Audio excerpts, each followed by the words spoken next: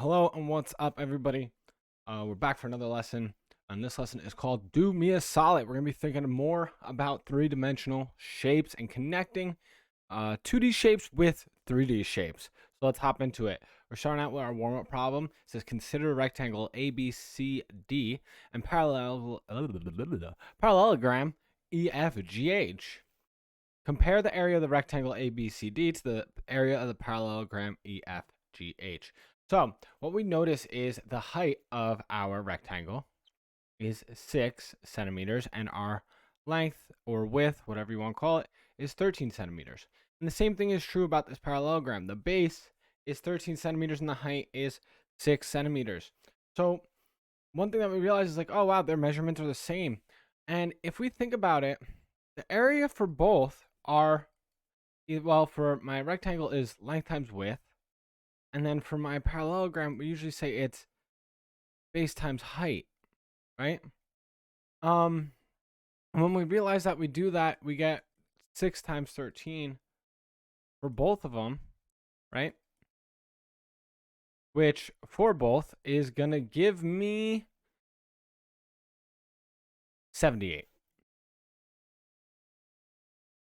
centimeters squared, right? And they're the same. They're the same volume. So why do they have the same volume? Well, because if we think about making this parallelogram into a rectangle, something like this, if we add this here and then cut it out here, it's really like we took this spot off here and we put it in for this dotted line area here, which would then give me the rectangle, which would be the same rectangle. That's why it's the same, because it's kind of like we took a rectangle and we just kind of shifted it a little bit. So it gives us the same thing. And this idea of shifting and moving a shape to get a different shape is what we're going to be going into today. Because some things will match up and other things won't. So let's check it out. Let's jump into it. As I said, our lesson is called Do Me a Solid. That's the fun name. And what it really is talking about is building three-dimensional figures. So our learning goals for today is to apply rotations and translations to two-dimensional plane figures, to create three-dimensional solids, describe three-dimensional solids formed by rotations and translations of plane figures through space, and to build three-dimensional solids by stacking congruent or similar two-dimensional plane figures. So basically, we're creating solid figures out of 2D shapes. So let's start out, and we're going to be thinking about rotating 2D shapes through space. So previously we learned about rotating rotations on the coordinate plane, and we can also perform this to create three-dimensional space, right? And in three-dimensional space, and we're going to pretend like it's creating these 3D shapes. So our first thought is if we have this rectangle, and if we spin it around a pencil, which you guys could do at home, if you have like a index card, if you tape it to a pencil, you can actually tape it to that pencil and then spin it, and you'll get a good visual of what's going on here. But if we have this here and we spin it, we want to think about what type of solid it's going to create. So what we could think about is this is going to rotate around this way, and then we're going to come around this way with this side. And as it spins, whenever we spin something, we have something called circular motion. So you can always think, hey, there's going to be a circle involved in here somewhere. Which will happen if this spun and it created a solid shape as it spun, like if it was 3D printing as it was spinning and it created a solid, what it's going to create is a shape that kind of looks like this. Now, don't make fun of my drawings. I'm going to do the best I can. Right? And this is behind. And what shape is that? That is a cylinder. It looks like a can, right? And that's what this rectangle would create. And the pencil would be coming out the top here, right? Let's say that this is my pencil. Right. Oh, crooked pencil, whatever. All right, let's say this is my pencil here. And it comes out the bottom. We have our point. There's my pencil. What a beautiful drawing. And we spin it around, it's going to create a cylinder like that. Now, I suggest you guys try to sketch this yourself. Maybe you guys could do a little better. And if you do better, let me know. But as we spin it, try to think about spinning it in your head and picture it in your brain. Spinning this shape and it creating this cylinder around the pencil. The next one we want to think about is a circle. right? We have this circle attached to our pencil. Now, once again, you could do the same thing if you cut out a circle, or if you have a circular piece of paper, or if you have a lid to something and you tape it to a pencil, and then you spin it. What does it create? What will it create? And what it's going to create is, now let's see if I could draw it, is a sphere, right? So it's going to create a sphere, which is a ball, right? So if you spin this circle, and if it was to create matter and create a 3D shape, a heart shape, it's going to create a ball, which is a sphere, right? So this one will create a sphere. Let me actually give names here. So this on our first one, we have a cylinder. Is that how I spell cylinder? Sure. And the second one, we have a sphere. And our last one right here. Now we have a triangle that we have attached. And as we spin this triangle, what will it create? It's going to create what we call a cone. We're going to create a cone. Once again, we have circles basically representing all of these. And why? Because as I said in the beginning, we have circular rotation, circular motion here, right? So as we spin, that's what we call it, a circular motion. So notice the base of this cone is a circle. So when we spin this triangle, it creates our cone. And this is the representation how our 2D shapes connect to our 3D shapes, right? These are the connections right here. So we took all these 2D shapes that we know, and then we made 3D shapes out of them. So now, another way we could do this is if we stack our shapes. So our first one says, imagine you stack each of the geometric pancakes on top of each other, right? So we have a pancake. We're going to stack them on top of each other. Name the solid form by each stack of pancakes, and relate the dimensions of each pancake to the dimensions of the solid figure created. So for our first one, we have a circular pancake here, right? And what do we know about circles? So when we know about circles, we have a center, and then we have what we call our radius, right? And now, if we stack this, think about it. We stack one. We stack another one on top, and another one on top, and another one on top, and another one on top. And some of you might understand what shape this is going to make. I'm not a great artist. But what it's going to create is a cylinder, right? We'll get a cylinder out of this. Now, once again, I'm not a great artist. But if you stack circles on top of each other, it's going to give us this cylinder.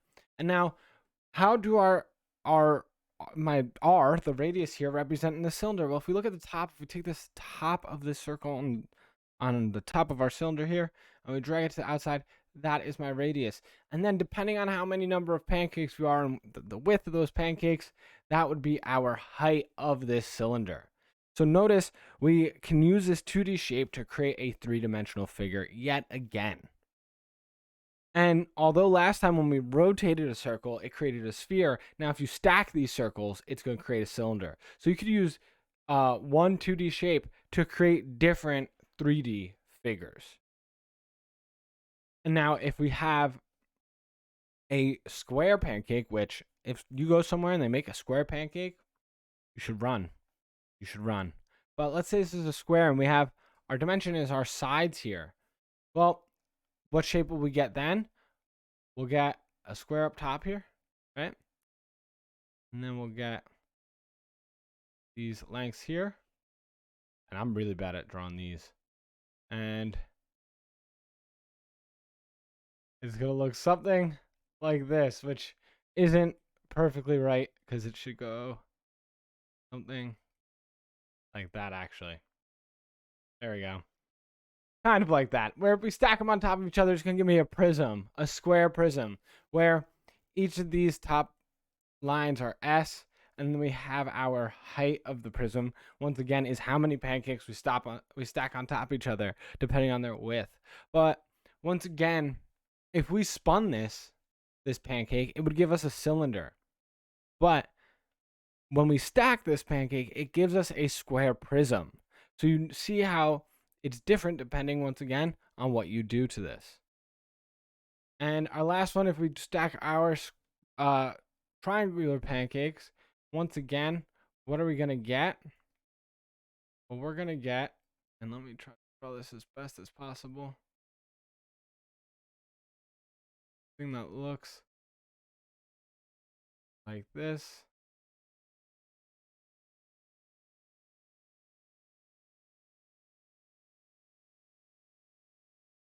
Something that looks like that. We get a triangular prism.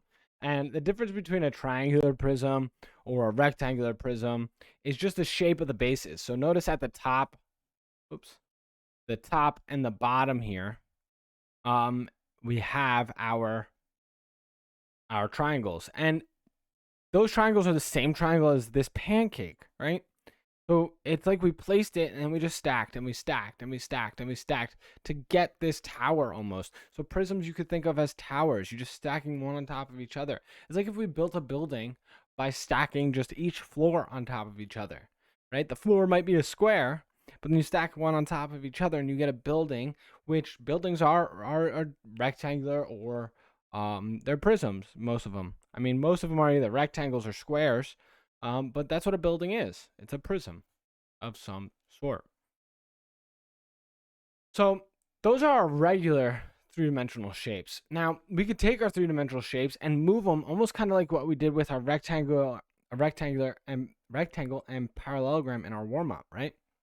And when we shift things like this, we get our oblique figures, right? An oblique figure is a figure where the sides are not at right angles to the base. Basically, it leans over. So the Leaning Tower of Pisa, you could almost picture as an oblique figure. But here we have an example of an oblique prism, which would be a square prism or a rectangular prism, which we see on the right here, which is also, the right prism. But here's the normal prism, and then if we shift it, we get the same thing here. Now, the thing about these, just like our parallelogram, is they're going to have the same area, right? Because you're not actually changing the figure. You're just kind of shifting it over, right? So you're not getting rid of any of the space on the inside. You're not changing the height of it. You're not changing the dimensions of the base. So for our regular right prisms and then at their oblique form, they're going to have the same volume. So even with our cylinder here, we have a right cylinder and then we have an oblique cylinder. They're going to have the same exact volume. So that's something to keep in mind as we're moving on.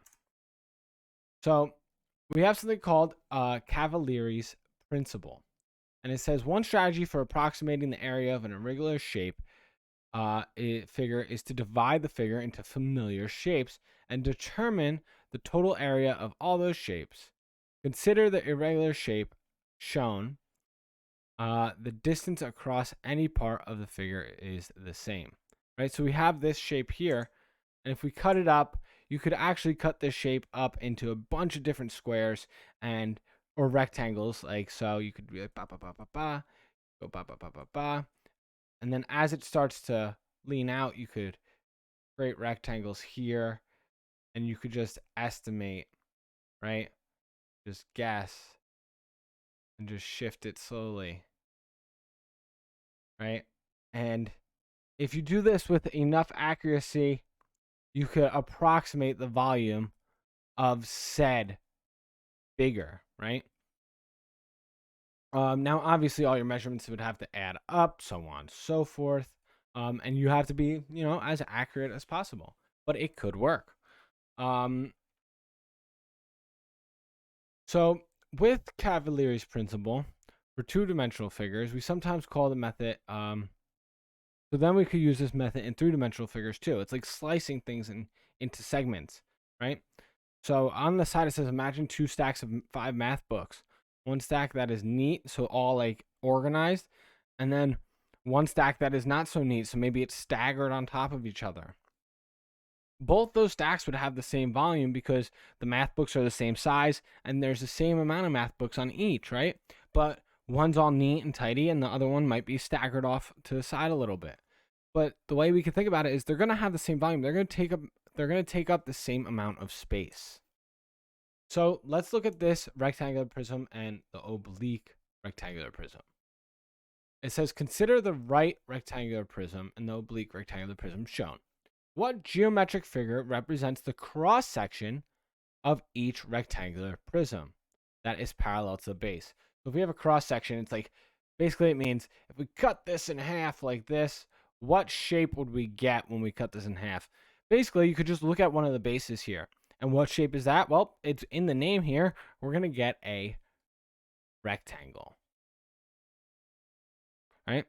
And then it says, what are the dimensions of one cross section? Well, if you look at the base of this, our dimensions are the length times width. So we could go length,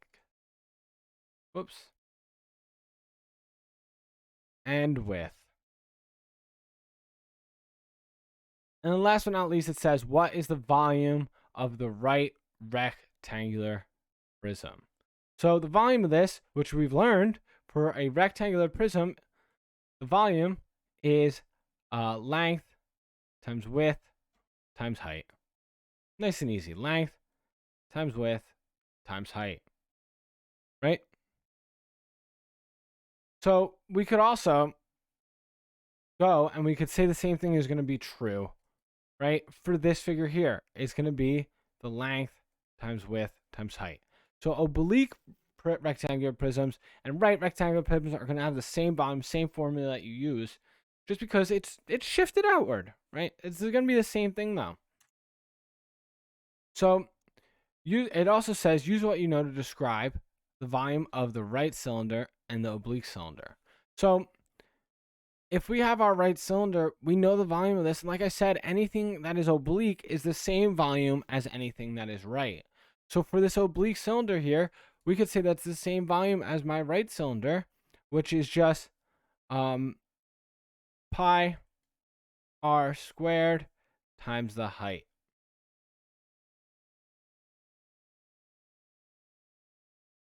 And that's all it is.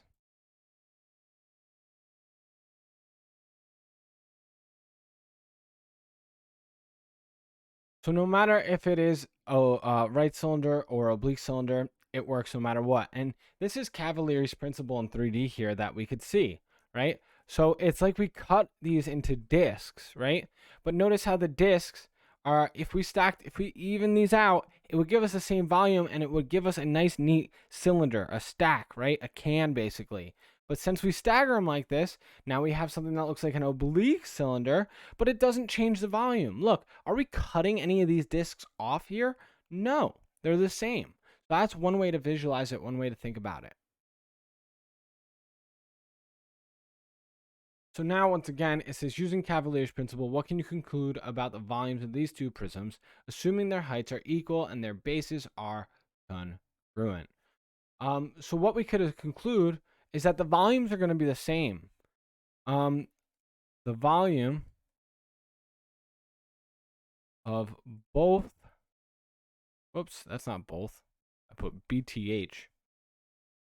Both of these prisms will be the same.